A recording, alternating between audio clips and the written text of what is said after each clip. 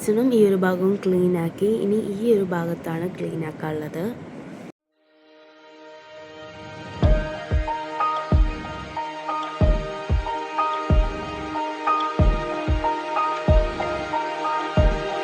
അപ്പോൾ നമ്മൾ ഈ ഒരു ഭാഗം ഫുൾ ക്ലീൻ ആക്കി. ഇനി ഇവിടെയാണ് ക്ലീൻ ആക്കാനുള്ളത്.